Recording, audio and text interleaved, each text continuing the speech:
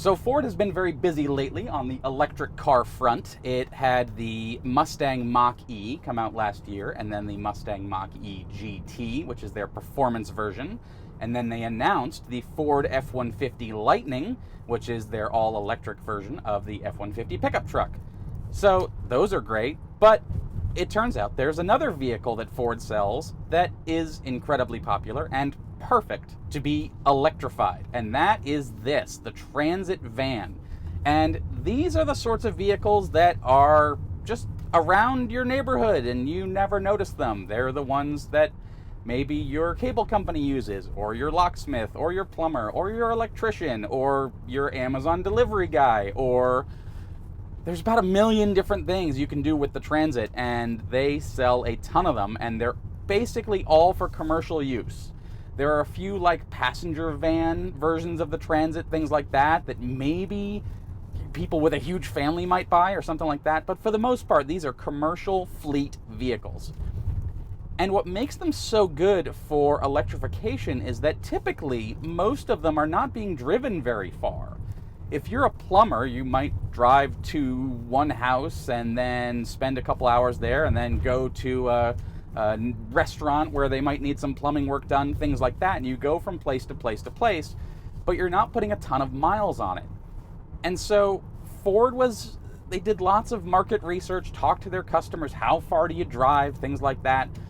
And so they put a 68 kilowatt hour battery in this, and that's effective, usable range. The battery itself is a bit bigger. They didn't really want to talk about how big the battery is, but 68 kilowatt hours of usable range. And they say, so because this is a commercial vehicle, it does not need to be rated by the EPA the way that a passenger car like the Mach-E might. But Ford says they're using the same EPA methodology that's used for light passenger cars on this, and depending on which version you get, and there's a ton of versions, we'll get to that in a minute, you can expect somewhere around 125 miles of range. That range is going to change a lot depending on which version of the Transit you get and what you fill it with.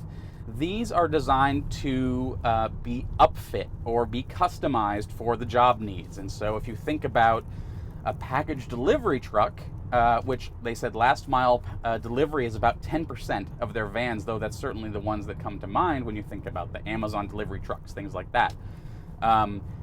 If you're a delivery truck, maybe you want a bunch of shelves in the back to put your packages on, and you might, so here in this one, there's this sliding door that gets to the cargo compartment, and so if you were a delivery driver, you might go in and out through that door to get your packages.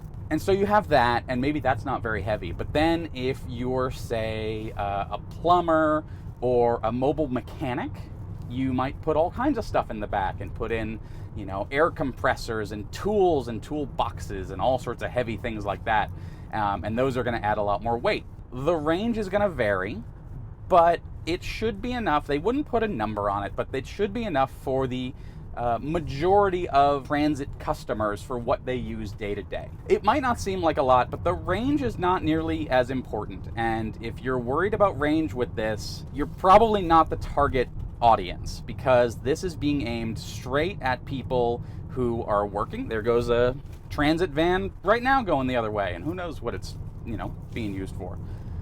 But this is being targeted straight at commercial customers who are looking for the best bang for the buck with their vehicle. This Transit that I'm driving is about $52,000 as spec'd, and it's generally an $8,000 to $10,000 premium for the electric version versus the traditional internal combustion version. Now, you do get a $7,500 tax credit. You're still eligible for that. At some point, probably this year, Ford is going to run into the 200,000 unit cap on that, and then that credit will begin to be phased out. So if you are interested in this, or an F-150 Lightning, or a Mach-E, get it quick if you want to get the tax break. So there are several different flavors of Transit depending on what you need. There are 3 different heights. There's a low height, mid height, and a high height. This is the high height. And I don't know if you can see up here, but there is tons of space here. And actually I can stand up and walk through this door and get into the back, and I can stand up in there. There's tons of room. So you can do all kinds of work things with it. And then there's the medium and the low heights depending on what you need. And then there are 3 different lengths of van as well. There is a short wheelbase version, then there's a long wheelbase version, which is this one, and then on the long wheelbase there is a regular cab or a regular back, and then an extended back that sticks way out over the rear wheels. So 3 different lengths. There's the short wheelbase one and then 2 flavors of the long wheelbase. This is the biggest one. All of the versions use the same propulsion system. There is the 68 kilowatt hour battery pack, and that is located underneath the rear chassis. It's all tucked in there. It's all weatherproofed, hidden away. And then there's a motor in the back that doesn't make a ton of horsepower or torque, but it certainly makes plenty. And this is a work van. It's not a speed demon, though we do kind of hope that maybe they'll come out with like an RS version. That'd be pretty cool, put big motors in. But it's meant to drive around. And actually, if you accelerate too hard, it'll yell at you. And if you brake too hard too, let's try that. Let's do heavy braking. Unless in an emergency, please try to avoid sudden braking events. Looking ahead and braking early can help. Try to avoid sudden braking events. Looking ahead can help. And so this, I don't want to call it a nanny system because really it's a company truck, right? And you have to drive like the company wants. And if you drive better, you will save fuel, which saves money for the company. Now, some companies are going to care about that, some are not. There's a whole ton of features in here because this is a very technologically advanced van. And one of the things, you got this 12-inch screen here in the middle, and you might think, oh, those are only on luxury cars. Why would you put it in a van? This can show you a ton of information. It's got this big navigation map here, and they can actually tie that into the company's system so that it can set up the navigation for if you need to go from one point to another in a field, say if you're on a farm, or check in at multiple points, things like that.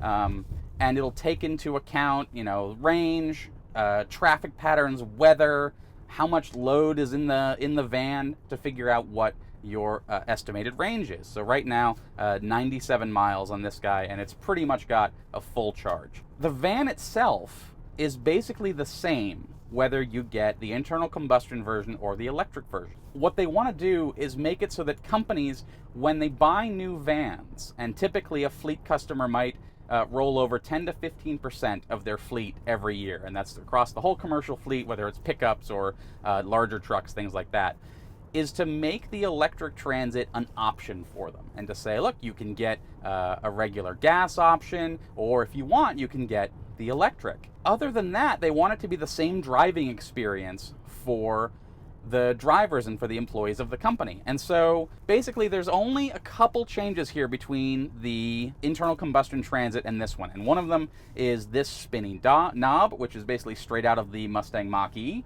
Turn it all the way to the right to go into drive, turn it to the left to go into park, and then there's a button in the middle that says L, and what that does is it maximizes your regen when you lift off the gas pedal, and so you can get maximum battery recharging when you slow down. It's not quite one pedal driving because it doesn't get you down to 0 miles an hour, but it'll get you down to like 5 or 6, something like that, if you take your foot off the accelerator. Other than that, and the fact that it's very quiet in here, there's basically no difference between this and a regular Transit. It loads the same, and crucially, in the back, all the mounting points are the same as well. If you go to an upfitter, say you're an electrician and you have all sorts of gear in the back, they're going to have a system designed specifically for the Ford Transit. And it's going to have places that it mounts onto the chassis and bolts in and connects and all things like that. And just because this is electric, they can't just go changing everything. So they worked really hard to put the entire battery pack and the propulsion system down low. Couple of changes that are basically a non-issue for any of the upfitters. They can adjust their equipment really easily to it. And mostly that's just for the chassis version, where there isn't even a rear end on it. It's just a blank canvas for you to put whatever you want on the back. That's really important. So whether you buy an internal combustion Transit or you buy the electric one, or from one to the other, you can take all your gear and have it installed in the new electric one. As far as the driving experience goes, it's like driving a van, only very, very quiet. I don't know if you can even hear it. I can barely hear the whir of the motor in the back, and there's a little bit of wind noise. And actually, with this door shut, it's very quiet. So yesterday I was driving another e-Transit, and it didn't have this divider. It was set up differently, and it was quite noisy from the back. You heard stuff rattling around, but it still wasn't too bad because you didn't have a loud engine and you didn't have that roar or anything like that. In here, I've got a little bit of wind noise, a little subtle whir of the motor, and that's about it. So it's important, they said, the electric vehicles will give a much more relaxed environment, a less stressful environment for the employees when they're driving them. And that means they'll be less tired at the end of the day and will have a much more pleasant working environment. Other things that are kind of nice about it related to that is that because it's got all that low-end torque, they'll be able to keep up in traffic better, things like that. And it's just a much nicer driving experience overall, between the quietness and all that. The other thing that's kind of neat is that because it's electric, it'll be able to charge up overnight, and so they'll start the day every day with a full charge, and they should be able to drive whatever distance they need to go. Some other cool things about this e-Transit: it does have, Ford calls it their Pro Power Onboard, and you can opt for it. It's an optional extra. And what it does is it gives a number of power ports, 120 volt power ports in here, and 2.4 kilowatts of total power, which I think is like the equivalent of a 20 amp circuit, something like that. So you can plug in gear and use it in the back, and whatever it is you need to power, if you want to set up a mobile office back there or need to charge some tools, things like that, you can charge them off the battery. That's pretty cool. Now, it's a lot less than the 9.6 kilowatts that you can get in the F-150 Lightning, but I believe that is a next generation platform, whereas this one, they wouldn't say it, but it feels like it's a Mustang Mach-E powertrain sort of retrofit into an e-Transit. And so it's very good, but it doesn't have that, high power takeoff like you can get in the F-150 Lightning, but that's okay. This is a Gen 1 van, and people are going to be fine with that for now. And I do expect a lot more stuff to come in the future, neat features like power takeoff and vehicle to grid and all kinds of neat stuff. So the other thing I'm doing out here, I'm in Sonoma, California. We were at a vineyard yesterday owned by Francis Ford Coppola, and we're at one called Dutton Ranch today. And Ford is talking about Ford Pro, which is a service. It launched last year, but they're really sort of letting it out of its shell this year. And what it does is it's a suite of services aimed at commercial customers. So if you're a regular person and you're just going to your Ford dealer to buy something, none of this applies to you. But if you're a business owner, this is a really big deal. And what they're doing, Ford Pro combines a number of things. One, it's a unified purchasing system. So if you have to buy a bunch of vehicles, you can go through Ford Pro to do it, and you'll only have to pay one payment every month to cover all your vehicles. Even if you order through different dealers, things like that, they'll unify it all, so you only have to write one check for your vehicle. Does the same thing for service. That's cool. And there's some other cool things around servicing, like if you have a commercial vehicle at your Ford dealer for servicing and it's been there more than a day or two, Ford will send consultants or send experts to the dealership to see if they need to provide technical support, find parts. If Ford doesn't have the parts in stock, they'll reach out to other dealers within the Ford network to find the parts, all to get that vehicle back on the road. Because if a vehicle is down, that's costing the company money, and they know how important that is to get everything back up and running. Ford Pro also includes their Telematics suite, which is basically connectivity and a cloud-based dashboard to tell you what your truck is doing. All of these vehicles include internet connectivity. There's a data modem in here, and that's what's powering this screen, but it's also sending a whole bunch of information up to the cloud, things that the van or truck is doing, whether it's things like, does it need maintenance? Is there an engine warning? Things like that. But it also checks what the driver's doing. So they can see, Fleet Manager can see like the location of a vehicle, the route that they've driven on a certain day, what the range is, charge status, things like that. And also can see adverse driving events, like the little warnings I was getting of too heavy braking or accelerating. You can do that. You can check and see, get alerts whenever drivers are speeding, if you want to use that for coaching, things like that.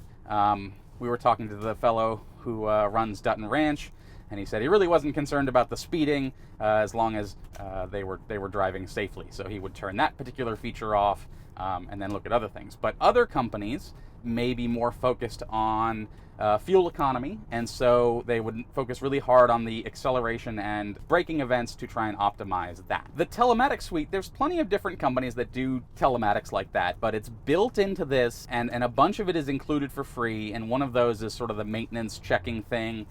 It'll tell you if there are recalls on your vehicle, stuff like that. And then you can actually, through the Ford Pro dashboard, you can make appointments at your service center and when at a Ford dealer, and when the vehicle's about to come in, they can actually see 60 days of alerts and things from what the vehicle has been telling the system. And so they might know that a part needs to be ordered, and they can do that proactively, again, to keep the vehicles on the road. And so then the other interesting part of Ford Pro is super EV focused. They're working on making charging easy for companies. And so every company is different, and they're all going to have different charging needs. So let's think of an example. Let's say a bakery. So a bakery, they're probably bringing all the delivery vans back to the bakery at night. Maybe they've got 3 vans, right? And so what they might do is have 3 chargers installed at their bakery. And Ford calls that depot charging. And so you bring all your vehicles back to the same place every night and you plug in. And so what Ford can do is they'd analyze the bakery system and say, okay, here's how much you drive, and here's the number of vehicles, and here's where they go and all that. And we think you can do depot charging, and we think you need 3 chargers because you have 3 trucks and they all need to charge at the same time. On and on and on. They'll do all that and recommend it. Then you can get Ford Pro branded connected chargers. So the chargers will also talk to the cloud and the Ford Telematics suite, and they will keep track of how fast the vehicles are charging, things like that. They can optimize for different time of use billing for utilities and to the cost of electricity. They'll keep track of the cost of electricity and how much it costs the company to charge up their vehicles. And it can even do things like adjust charging speeds so that companies don't get hit on demand-based billing, which is where you get a charge based on your maximum electricity use for the month. And so you might not want to have all 3 vehicles charging at once because that would increase your demand. And so it could either split the charge between the vehicles or just charge one to max, and then the next one will charge to max, and then the third one charges to max, because you set in the system and you say, oh, all my vehicles need to be ready to go at 6 a.m. and not before that. And so it can charge them all up. That's great. And it can even precondition the vehicles, both the climate in the cab and the battery as well, off of the shore power, so it can maximize efficiency. Because if you have a cold vehicle, it costs a lot of battery to warm up the vehicle and to warm up the battery to its optimum temperature. So that preconditioning helps too. All of that set in the telematics suite. They've really thought about all this stuff to make the EV adoption by businesses easier. Here's another example. Let's say you are a electrical company, or electricians, right? You might have your electricians take their vans home at night so that they can leave home and go straight to the job site or house or whatever. This is pretty common with a lot of the trades, cable companies, things like that. Well, what do you do with an electric van? Well, you have to charge it at the employee's home, right? Well, okay, how do you do that? The company can install a charger at the employee's house for them to charge their vehicle. But then the employee has to pay for the electricity, right? Because you're not going to set up a whole separate utility account for every employee. You're not going to do all that. That's too much work. So what do? The vehicle will know that it's charging at the employee's house and keep track of how much electricity it uses, and then automatically generate billing and invoicing statements so that the company can reimburse their employee for the electricity. And it'll know how much the electricity costs, when it was used, so that the employee can get reimbursed. And so the employee wins because they get a charger installed at their house that they can then use for their own EVs. And because it's the vehicle and the Ford Pro Telematics suite that are keeping track of how much electricity is being consumed, the company doesn't end up paying for the electricity of the employee's personally owned vehicle, only for the company-owned vehicle. So that's pretty great too. So they've thought of all these scenarios. And then there's a system called the Blue Oval Charging Network, and it's a network of charging stations that have affiliated with Ford. It includes Electrify America, I think ChargePoint is on there, EVgo, a whole bunch of different ones. You can set up the charging through the screen, and on some of the stations you can even just plug in and it works, called plug and charge. And so what all that does is it allows the vehicle to charge through all of those public charging stations and then gets billed through the Ford Pro system. With Ford Pro, you can charge at your business, like depot charging. If you have a bunch of chargers installed, you can charge out in public, you can charge at the employee's home, and Ford will facilitate all of this, including the chargers and getting them installed and, all this stuff. And the consultants will tell them how many they need and make all these recommendations. And so basically Ford is going to do all the heavy lifting on figuring out how your small, medium, large business can adopt EVs, what's the most efficient way to do it, what vehicles you have that are the most best candidates for going EV to save the most money, on and on and on. It's just this amazing comprehensive system that no one else is even close to matching right now. Tesla doesn't even make these vehicles. Ford's the only one that's going to have this year a full-size pickup truck EV and a van EV, and so they're going to be the main game for companies that want to be sustainable or want to adopt EVs, all that. And the Ford Pro is just the cherry on top. And what it's going to do is it's going to enable companies to figure out what their fleet's up to, and most importantly, how to optimize for the adoption of EVs, keep track of the system, see what's working, see what's not working, what needs to change, all of that, while maintaining their fleet and connectivity and all that stuff. And so this is a huge thing for Ford. They think this is going to be a $45 or $50 billion business by the end of the decade. I mean, I think I believe it, because this is going to set up a couple of new revenue streams. They're going to sell the vehicle, great, but they're also going to be selling chargers. They're going to be selling software as a service. They have an entire new platform called Visor that's built on top of Salesforce. They had a big event today with Mark Benioff, the CEO of Salesforce, was up on stage with Jim Farley, who's the CEO of Ford. So they have this new partnership with them, software as a service. Anytime you heard Ford talk about mobility and connectivity and blah, blah, blah, this is what they were building up to. And so Ford Pro is here now, and it's set up to, number one, sell a lot of EVs, but number two, to continue providing service to fleet customers after the purchase, both through maintenance and connectivity and things like that, but also the monitoring stuff like the telematics and all that.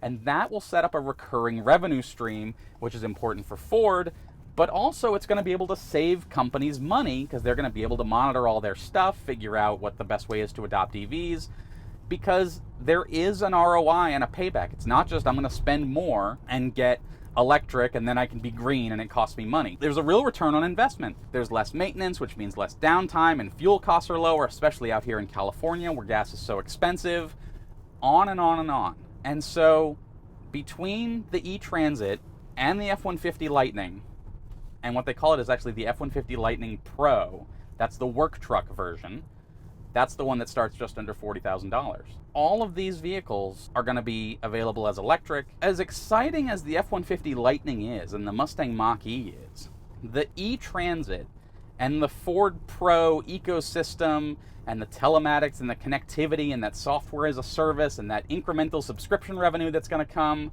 and maybe most valuable for Ford, is going to be all the data that they get from their customers. When small and medium-sized businesses or even large businesses come to Ford and say, hey, how do we figure out how to adopt EVs into our system? They're going to have to sort of figure it out on the fly right now. But in a few years, they're going to be able to say, oh yeah, we know a business just like yours. This is what they did. This is how it optimized. This is how much money they saved. And they're going to be able to sell vehicles and services and generate all that incremental revenue forever. And that's a really interesting position for Ford to be in.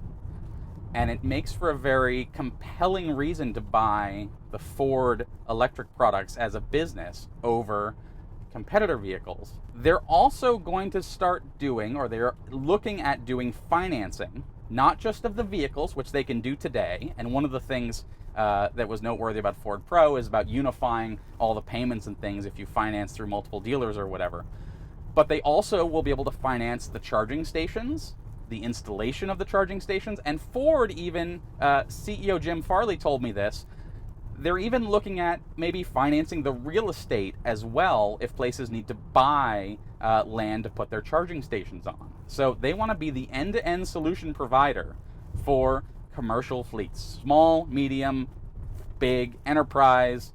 If you need 3 vehicles or you need 3,000, they want to be able to sell it to you and provide the back-end platform to maximize it. As far as the e-Transit goes, I mean, I'm just driving this thing around. It's so easy to drive. It's comfortable.